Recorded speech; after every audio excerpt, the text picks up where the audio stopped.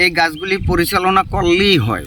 কলাপাড়া উপজেলার নীলগঞ্জ ইউনিয়নের কুমিরমারা গ্রামের মোহাম্মদ রুহুল আমিন শিকদার রীতিমতো তাক লাগিয়ে দিয়েছেন বিদেশি বারহি জাতের খেজুর চাষ করে। যে বলে যে আমাদের দক্ষিণ অঞ্চলে গাছ হয় না, খেজুর হয় না, কে বলছে খেজুর হয় না? দেন তো, আমার 9 সরি হয়েছে একটা গাছে।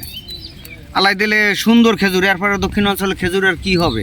সৌদি আরবও তো এরকমের খেজুর হয় না। পরিচর্যার ভিতরে গোবরের ফাঁসটা দিতে হয়, পুরানো গোবরের ফাঁস, আর হালকা পাতলা দুগা সার মারা লাগে, বেশি না সার, আর মেডিসিন। কিছু একটা পোক আছে বড়, ওই পোকটাই ধরে আর কি, বড়, ওটার বলে এই পোক, ওই গন্ডার পোক কয়, গন্ডার মতন শিং আছে সামনে, ওই পোকটাই এই গাছটা করে মারে ফেলাইতে চায়।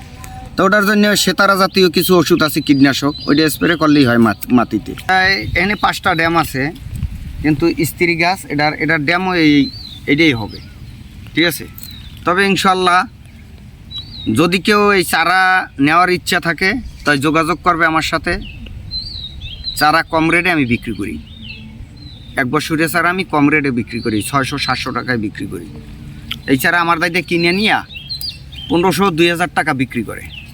তা আমি এত চাই না, কম হইলেই হবে, মানুষ লাগাক, তাগো হোক, পরিচর্যা করুক, ঠিক আছে। পরিচর্যা না করলে হবে না।